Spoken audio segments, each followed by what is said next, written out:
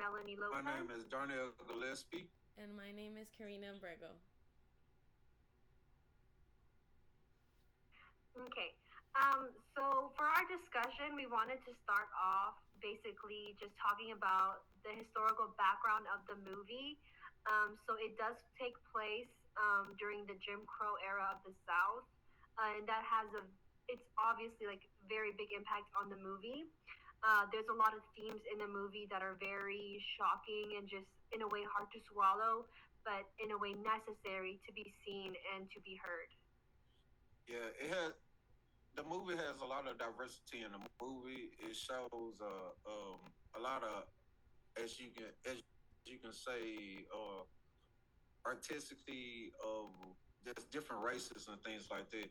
It shows basically what the blacks and the whites and the the politics of what different people was going through in back of the days, especially dealing with African Americans being in education and being in schools and trying to get them better education and trying to do better for themselves and succeed more in life. So it shows you a nice value of what young African Americans can be if they try to do something with themselves. Yeah, something I did want to add Right. to the movie was like in the Great Depression era. So like there was limited jobs, the wages were low, so money was tight. They depended a lot on Right. money. If the family didn't have the money to provide for themselves, they would go like hungry. Right. And the thing about that too is also the like you say, the time they was in and about them staying in the country. So a lot of the work, that's what I loved about the movie too. A lot of the work was work out the fields. So a lot of work from farming and hand jobs and cooking, and you can see the wife in the kitchen with the preacher with James' father. Like even when they show her in the movie, they showed the homesome wife, the wife being at the house, cooking, cleaning, organizing, getting things together. And even when it comes to the certain parts when they drive by in the field, you can even see a lot of the people out there, black and white, a lot of them still in slavery, picking cotton, still Jim Crow area, still a lot of things going on in the woods. So it shows a lot of artists when it comes to different things like that and different aspects in that movie too. One thing I do want to. Definitely. I definitely like how you. Yeah. Go ahead. Go No, ahead. go Go ahead. ahead, go ahead. It's Go okay, it's ahead. okay. Go ahead. No, One y'all thing that good. I did like the way that you phrased it was that people were still in slavery. Even though slavery was technically abolished, it is still slavery Right, because, in a way, they're systemically keeping people oppressed, right, um, making them to the point where they have no other treated fairly. They're not paid fairly.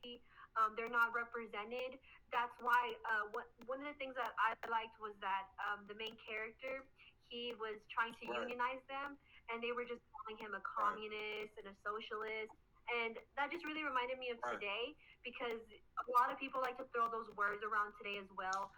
Communism is bad, socialism is bad.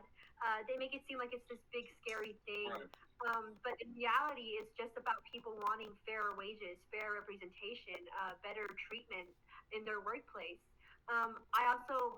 I remember they made a comment about how if they didn't work in the fields or if they did unionize, they would just bring in Mexicans, to work the fields. And I just found that really like it's still prevalent today. People right, have still, in a way, the same mindset of if we don't work that now, then they'll give our jobs away to foreigners, which is people then in a way use that rhetoric to be racist towards immigrants and people who take these jobs. When they get mad at those people for taking those jobs, when in reality they should be mad at the people who are paying right. them and And, treating them and, unfairly and and you know unjustly. what's so funny? It's like you can't even get mad at the people who got the jobs or the people who paying them because if you want to work the job yourself, you can go work the job yourself. Right. And that's the thing about it that prejudice is everywhere. Prejudice is it's almost like in everything that we do and anything that we do. But at the same time, we can stop prejudice, and then that's a lot that was going on in the movie. Even getting back to the movie on this certain subject when it came back to Mr. James, and we was talking about this yesterday when James Jr.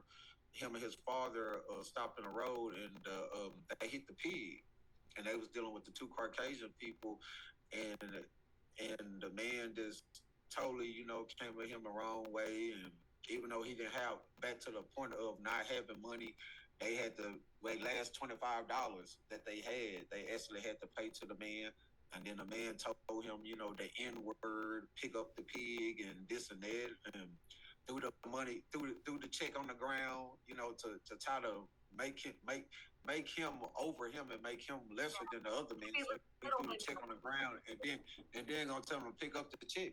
So at the same time, it's like if we could stop what's going on with so much racism and what's happening in the world, but at the same time, it's a time thing.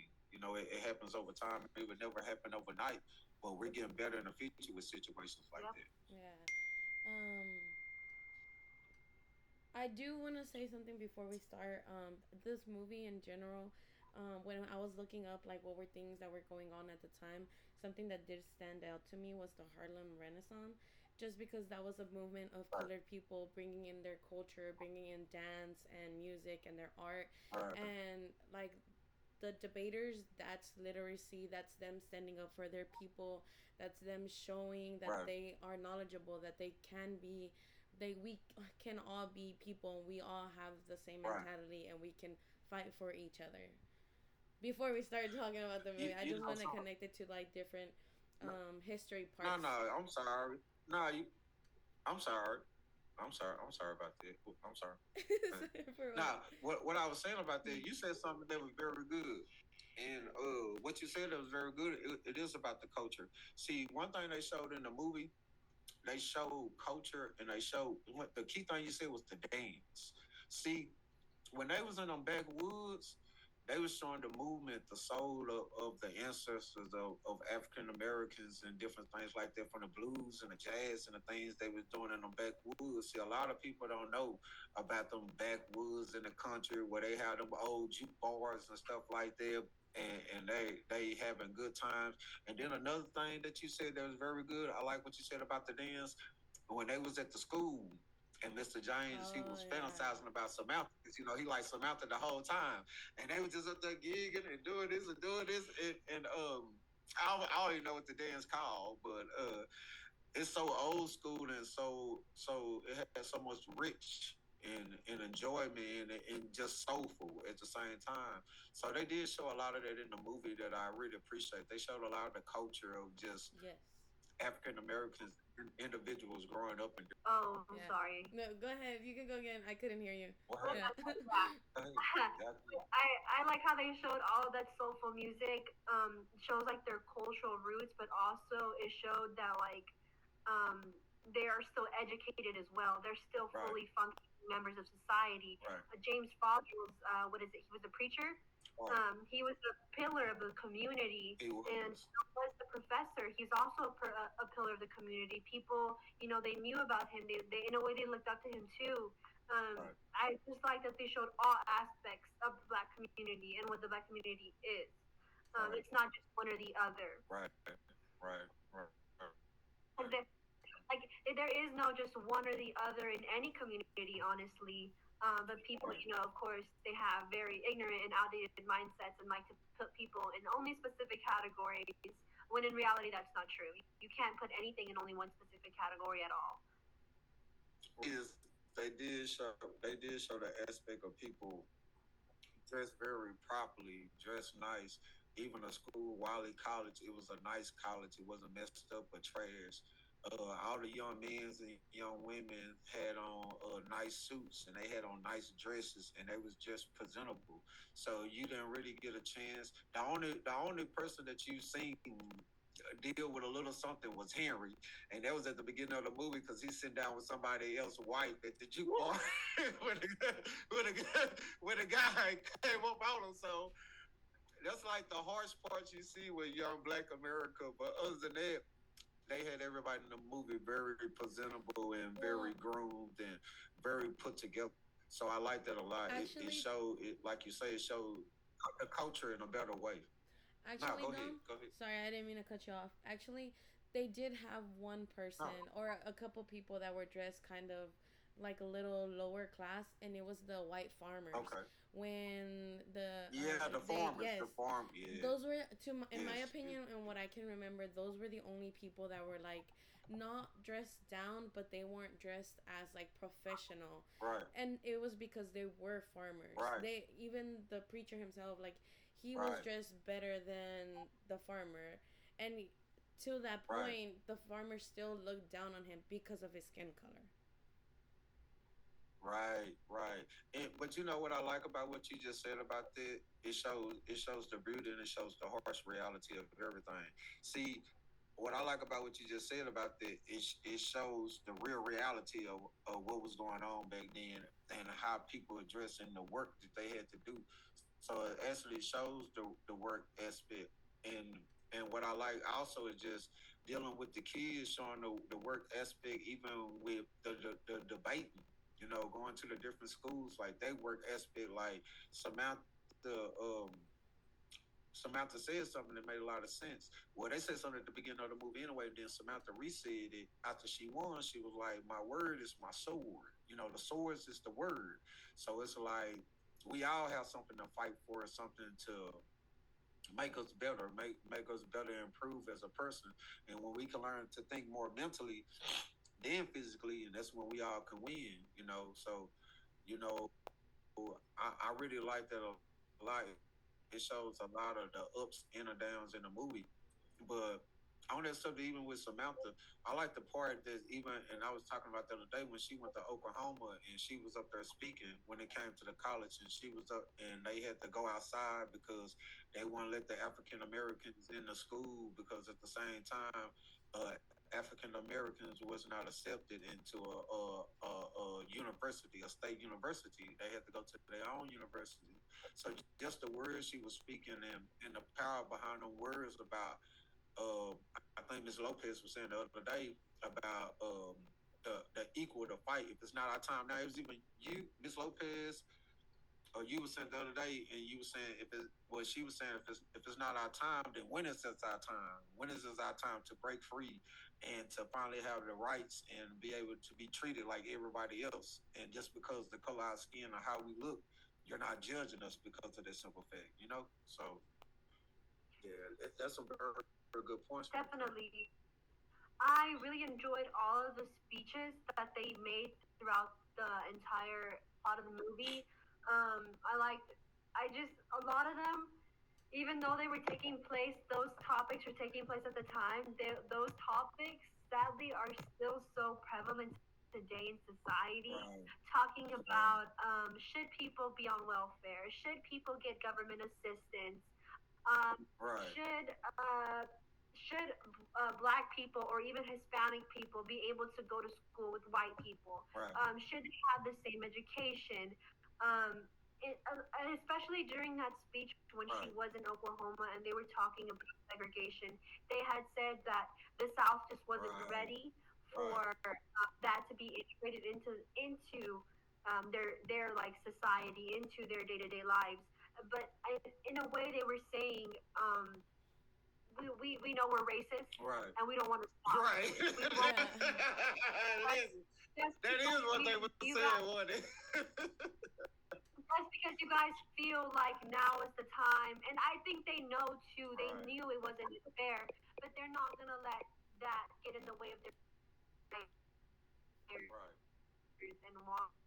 right, But yeah, all of those speeches are really impactful to me, especially the one about civil disobedience. right, When Junior was talking to in the debate right, in Harvard, and he was talking about how just because someone breaks the law does not mean right, they are right, unmoral or unethical. The government is always moral or ethical too. Clearly seeing, as he used the example of the lynching that they had seen and then the mob that they had ran into, that man would right, most likely never face any justice, neither will his family. right, They will never face any reparations for what happened. right, To do something to brutalize someone in that way and then just expect them and their family to turn the other right, cheek is just right. vile. And and you know what's so funny?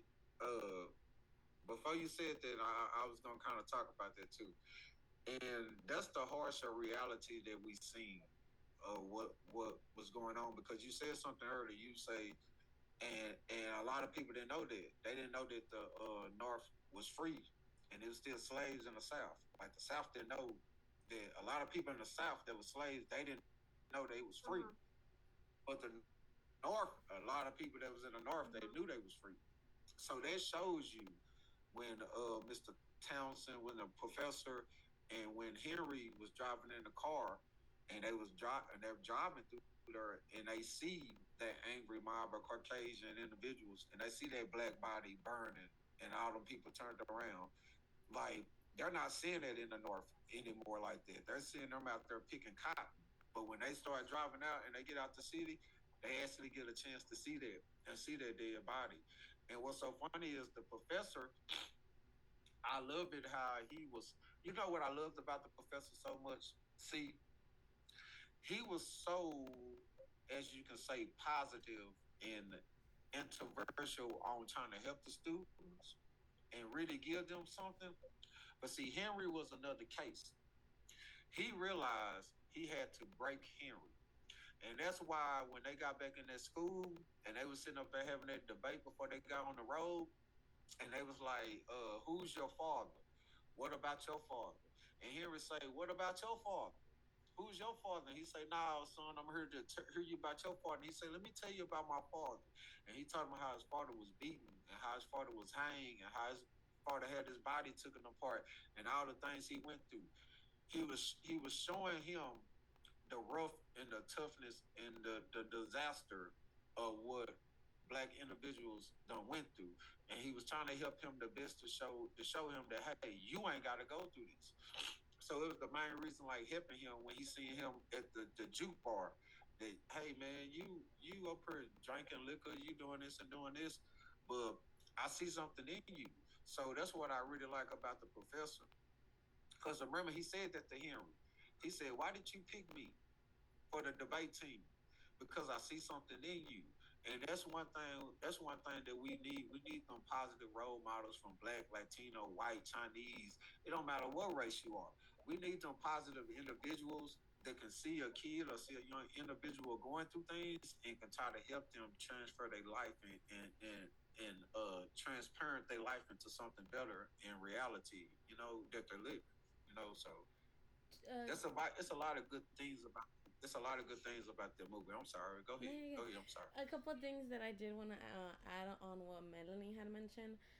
When I was doing like outside research on the 1935s, I did get on like November 12, 1935.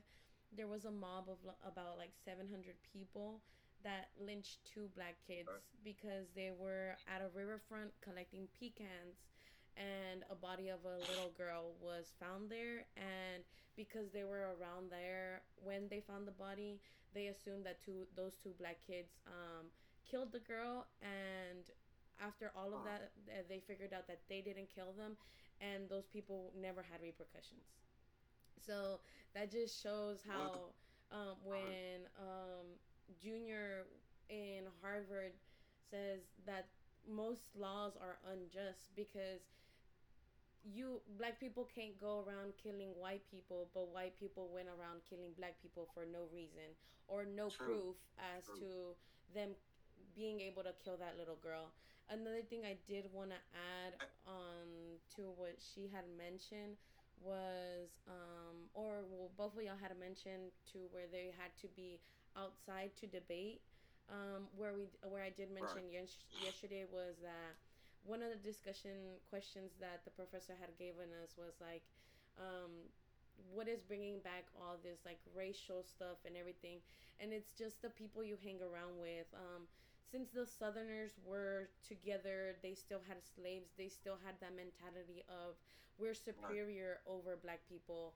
We can tell them what to do. Like we can overpower Right. them. As to in the North where Harvard Right. brought them in. Harvard was there listening and heard Right. their side Right. to where they were more open minded to seeing and believing that colored people can be just as well or better than white people.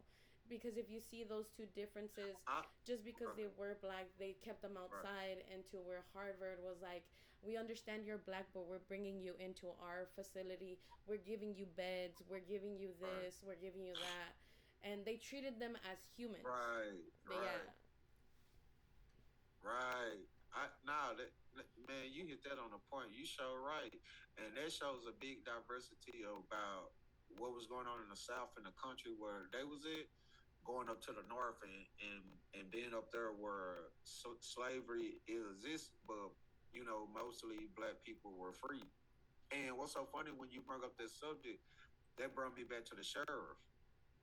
Like the sheriff, when you say like a group of individuals that sit together and their mindset was already set on what it was set on, that's how the sheriff was in the movie. Like his mind was already set on when he sat down and he talked to the black farmers and he told them, he was like, black and white union? Nah, we don't want that in this town because the simple fact is we want segregation. We don't want black people and white people to get together and think they can do something together and really have something together. It's not a such thing as that.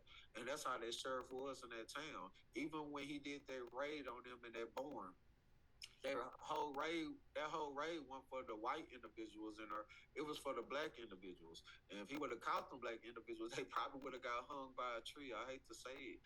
But then it was the same thing when they went in there and they grabbed the professor and they grabbed him out the school. That was all a power move. That was all because we have authority, because we over you. This is what we can do. This is our town. This is our ways. This is the way it is. And it took, if you notice, think about it. When everybody went to that jail, when the just when they just thought the preacher and his wife was at the jail and they was talking, he was just kind of talking to the preacher any type of way. And then when he looked out that window and he seen that angry mob, he was like, "Oh no, we can't have this." But the preacher did the right thing. He knew he couldn't fight him with his fist, so he fought him with his mind. He fought him with the most powerful thing he had, and that was the only way to fight that racism at that time. And it reminds me a lot of Martin Luther King, because Martin Luther King, that's how he used to fight racism. He used to fight it with his mind, the power of the mind. But back to you was what you were saying. Yeah, it's like once a group of individuals get that programmed in their head, it's like it's just programmed in their head, and that's what they were set on. They were set on that we don't want no blacks and no white union, period. And if the union ain't over us or up under us, then we not for the loud in the city. And like I said, I'm pretty sure if the wife and the preacher didn't go in there and get the professor, that probably would have been the end of the movie. I hate to No, say it, but most definitely. What I was thinking of at the time when I was watching that scene was how so much so much of that still happens to right, this day. A cop can just arrest you right, unlawfully with just no like. There's no reason that they had to arrest you. You know, they had no actual reason to arrest Mr. Townsend. right, They just arrested him on suspicion alone. They had no credible like reasons. right, Um, and it just the mob coming to like protest his arrest just reminded me of like in scenarios where a cop will be arresting a person of color and then people start recording and then all of right, a sudden the cop like now is talking a little bit more eloquently, a little bit more respectful. They're being a little bit more cautious of their actions and their words, because like the preacher said to the sheriff, he was like, do you really want this to be the front right. He page? did. Do you want He did say that. Go ahead. Yeah. honor of people, black and white people? Do you want that? Do you want the mayor or the governor to see that? Is this what you want in your Right. term? And then what's so funny about that? Even after the simple fact that he let the professor go. See, the main thing what they did, even though they let that professor go, the main thing they did to try to stop him is we can't stop him and lock him up. So what is the next thing they do? They pull a politic move. They blackball him. Remember that? He's like, I got blackball. He said black busted or something, but it meant blackball. So they was like, what is that? Man, I'm blackballed. They telling me if I don't stop the communists and I don't stop the what Yeah. I got the union with the farm, that my debating and everything else I got going on is gonna be thrown out. They're gonna fire me. Remember that? Yeah. But the good thing is, I think the inspiration out of it is that he didn't say nothing until the students got to the train, because he wanted to keep their spirits up high, and he wanted to keep their hopes up very high before they got on that train.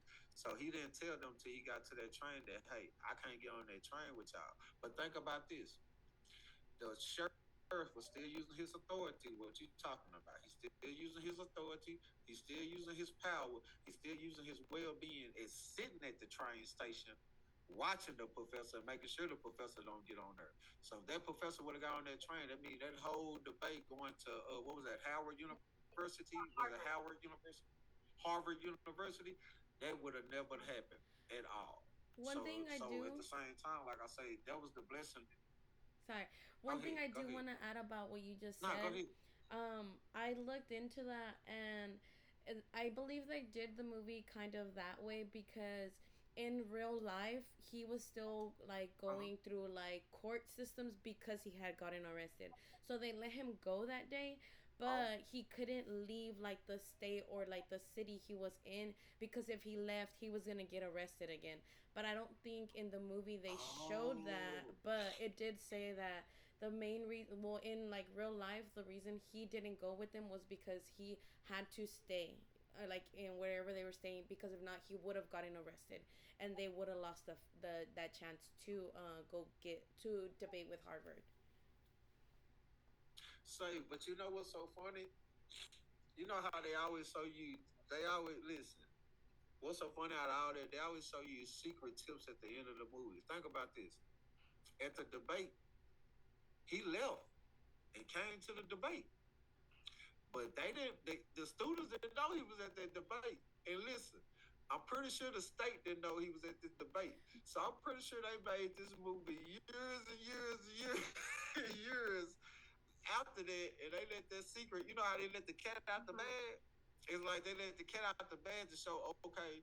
Because listen, I think that was so much inspiration because I think all the work he did, if he didn't go to the debate, it's like, you know how you got that one chance in life for that opportunity and you don't want to miss Yep. that opportunity. He made history with them kids. Yep. Like, think about it. They won 10 debates, state to state back. They won state. They was in a newspaper. They won like 10, 12 whatever debates. When James went to, what was that, Howard, they lost. Then when he got back, his wife gave him the letter that Harvard accepted them to come. So it's like, out of all this pain, all these trials and tribulations, all this misery, I don't went to jail, I don't did this, and all this done happen. I finally got what I want. I got the best two schools in the world, Harvard and Harvard. I didn't pass against Howard, but I probably can pass against Harvard. And one thing about it, Howard is a black excellent university, but Harvard is a white excellent university. So by them passing against Harvard, that broke barriers in Mm-hmm. so many ways. Like Howard, that would have been good, but by them breaking and winning against an all white school like that broke so many barriers. It made history. And then think about it.